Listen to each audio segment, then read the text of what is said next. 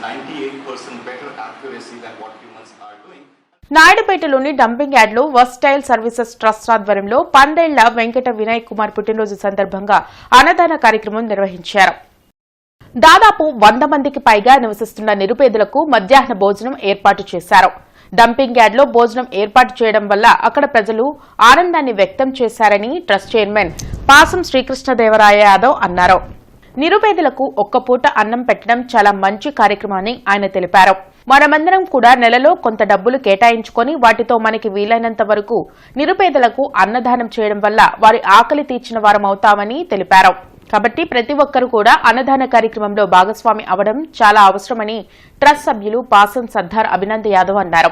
కార్యక్రమంలో ట్రస్ట్ సభ్యులు కోనంకి మురళీకృష్ణ యాదవ్, ఆనంగి కృష్ణతేజ యాదవ్, సాయితేజ, పందెళ్ల రాంబాబు యాదవ్ మరియు వరలక్ష్మి పాల్గొన్నారు.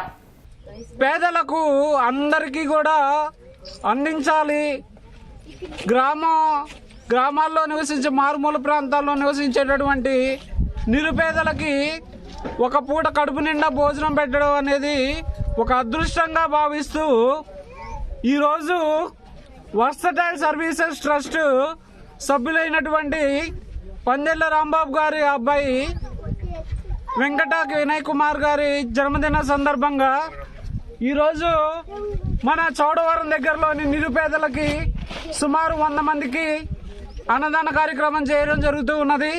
అన్ని దానాల్లో కన్నా అన్నదానం గొప్పది కాబట్టి ప్రతి ఒక్కరు ఈ విధంగా ఆలోచించి ఇటువంటి నిరుపేదలకి ఒక్కపూట భోజనం ఏర్పాటు చేసిన మనకి ఆ దేవుడు అనుగ్రహం పుణ్యం కలిగినట్టు ఉంటుంది. కాబట్టి ప్రతి ఒక్కరూ కూడా ఇలాంటి కార్యక్రమాల్లో పాల్గొనాలని మా వర్సటైల్ సర్వీసెస్ ట్రస్ట్ తరఫున అందరికీ చిన్న సందేశం ఇవ్వడం జరుగుతున్నది. ఇవి ఇప్పటివరకున్న వార్తా వివరాలు. మరికొన్ని వార్తా విశేషాలతో మళ్ళీ కలుద్దాం. అంతవరకు సెలవు. నమస్కారం.